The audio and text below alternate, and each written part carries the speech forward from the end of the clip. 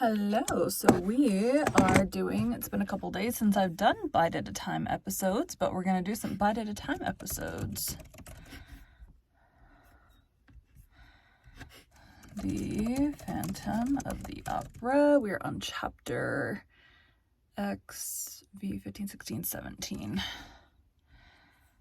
The chapters are in Roman numerals, and it takes me a minute to convert. Okay.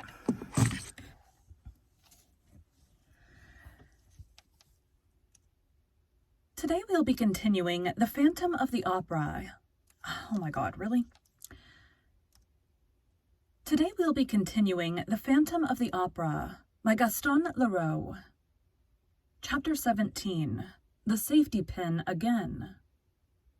Moncharmin's last phrase so dearly expressed the suspicion in which he now held his partner, that it was bound to cause a stormy explanation, at the end of which it was agreed that Richard should yield to all Moncharmin's wishes, with the object of helping him to discover the miscreant who was victimizing them.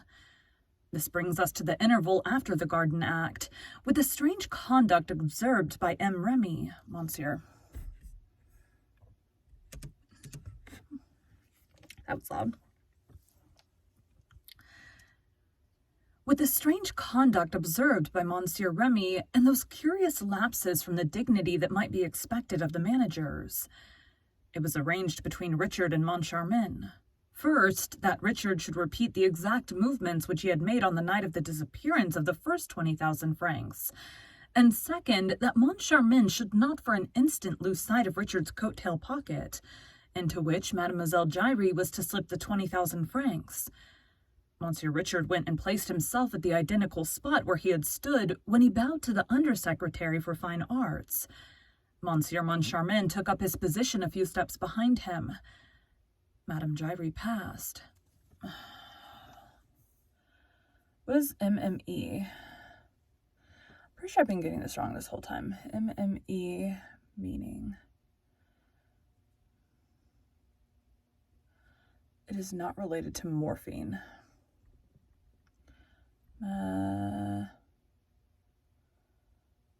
Madame. Okay, because we definitely just said Mademoiselle.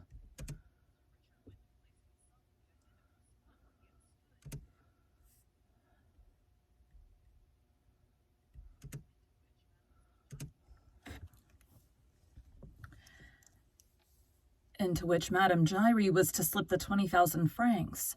Monsieur Richard went and placed himself at the identical spot where he had stood when he bowed to the Undersecretary for Fine Arts. Monsieur Moncharmin took up his position a step behind him. Madame Giry passed, rubbed up against Monsieur Richard, got rid of her 20,000 francs in the manager's coat-tail pocket and disappeared. Or rather, she was conjured away. In accordance with the instructions received from Moncharmin a few minutes earlier, Mercier took the good lady to the acting manager's office and turned the key on her, thus making it impossible for her to communicate with her ghost. Meanwhile, Monsieur Richard was bending and bowing and scraping and walking backward, just as if he had that high and mighty minister, the Undersecretary for Fine Arts, before him.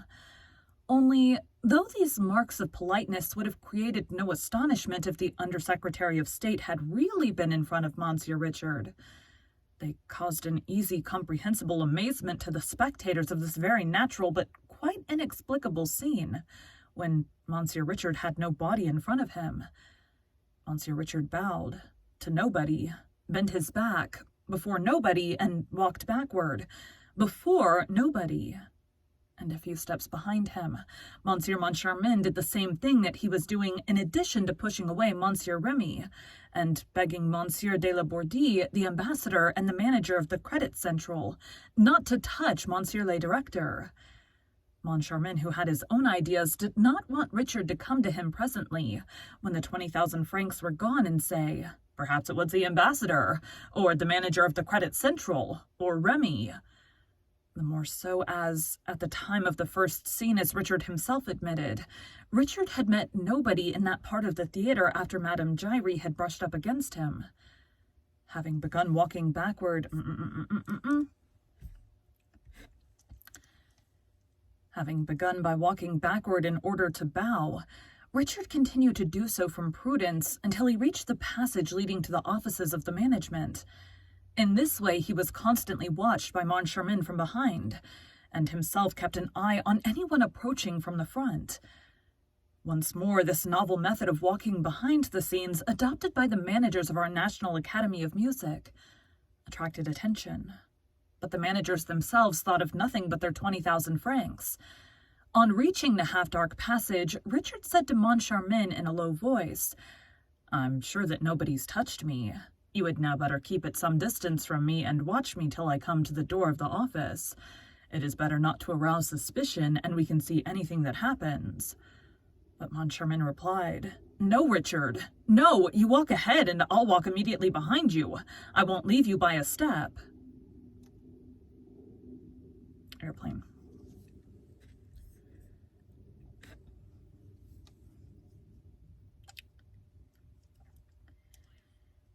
"But in that case," exclaimed Richard, "they will never steal our 20,000 francs." "I should hope not, indeed," declared Moncharmin. "Then what we are doing is absurd. We are doing exactly what we did last time. Last time I joined you as you were leaving the stage and followed close behind you down this passage." "That's true," sighed Richard, shaking his head and passively obeying Moncharmin. 2 minutes later, the joint managers locked themselves into their office. Moncharmin himself put the key in his pocket. "We remained locked up like this last time," he said, "until you left the opera to go home." "That's so. No one came and disturbed us, I suppose." "No one." "Then," said Richard, who was trying to collect his memory, "then I must certainly have been robbed on my way home from the opera." "No," said Moncharmin in a drier tone than ever. "No, that's impossible, for I dropped you in my cab. The 20,000 francs disappeared at your place. There's not a shadow of a doubt about that." "It's incredible," protested Richard. "I'm sure of my servants, and if one of them had done it, he would have disappeared since." Moncharmin shrugged his shoulders as though to say that he did not wish to enter into details, and Richard began to think that Moncharmin was treating him in a very insupportable fashion. "Moncharmin, I've had enough of this." "Richard, I've had too much of it." "Do you dare to suspect me?" "Yes, of a silly joke." "One doesn't joke with 20,000 francs." "That's what I think," declared Moncharmin, unfolding a newspaper and ostentatiously studying its contents. "What are you doing?" asked Richard. "Are you going to read the paper next?" "Yes, Richard, until I take you home." "Like last time?" "Yes, like last time." Richard snatched the paper from Moncharmin's hands. Moncharmin stood up, more irritated than ever, and found himself faced by an exasperated Richard, who, crossing his arms on his chest, said, "Look here, I'm thinking of this.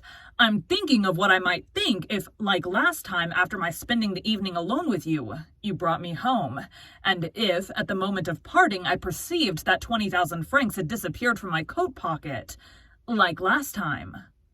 "And what might you think?" asked Moncharmin, crimson with rage.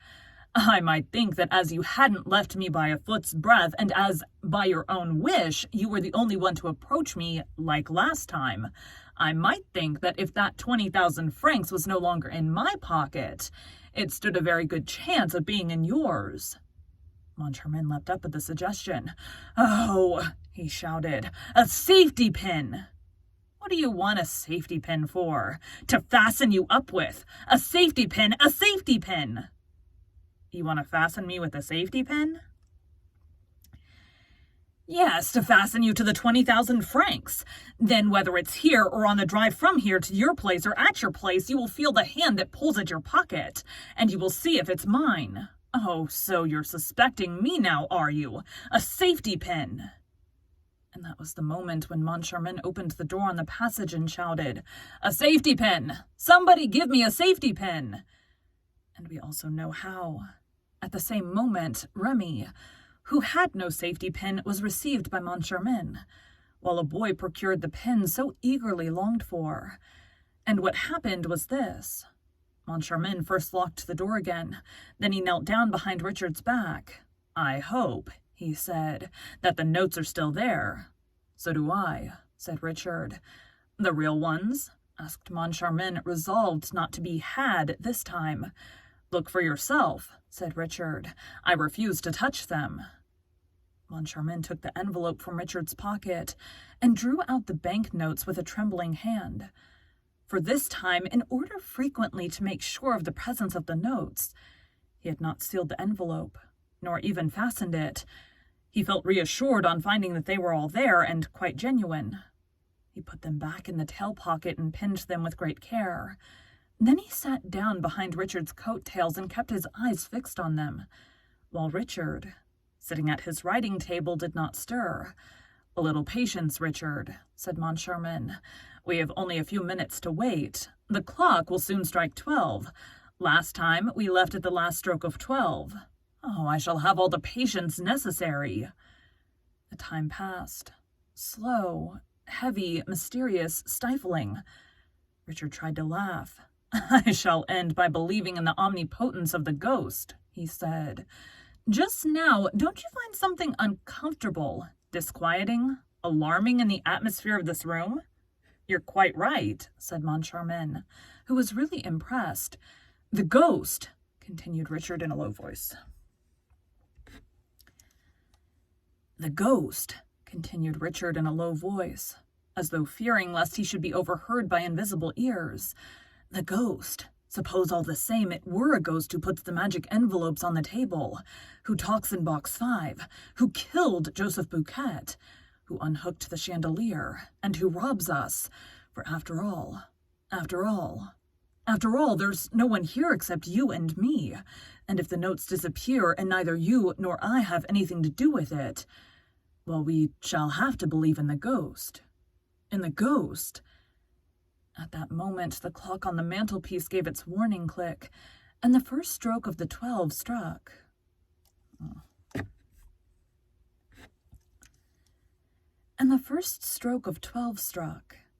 The two managers shuddered. The perspiration streamed from their foreheads. The 12th stroke sounded strangely in their ears. When the clock stopped, they gave a sigh and rose from their chairs. "I think we can go now," said Moncharmin. "I think so," Richard agreed. "Before we go, do you mind if I look in your pocket?" "But of course, Moncharmin, you must." "Well?" he asked, as Moncharmin was feeling at the pocket. "Well, I can feel the pin." "Of course, as you said, we can't be robbed without noticing it." But Moncharmin, whose hands were still fumbling, bellowed, "I can feel the pin, but I can't feel the notes." "Come, no joking, Moncharmin. This isn't the time for it." "Well, feel for yourself." Richard tore off his coat. The two managers turned the pocket inside out. The pocket was empty. And the curious thing was that the pin remained stuck in the same place. Richard and Moncharmin turned pale. There was no longer any doubt about the witchcraft. "The ghost," muttered Moncharmin. But Richard suddenly sprang upon his partner. "No one but you has touched my pocket. Give me back my 20,000 francs. Give me back my 20,000 francs. "On my soul," sighed Moncharmin, who was ready to swoon. "On my soul, I swear that I haven't got it." Then somebody knocked at the door. Moncharmin opened it automatically, seemed hardly to recognize Mercier, his business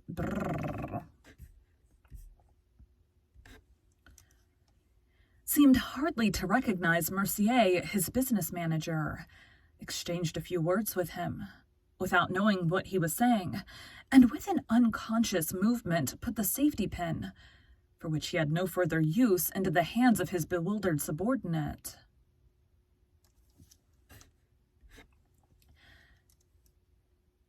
Thank you for joining Bite at a Time Books today, while we read a bite of one of your favorite classics.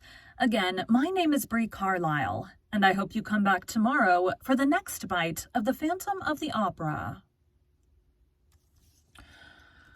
I think we're getting 3 chapters done today. I have an audition I also want to do.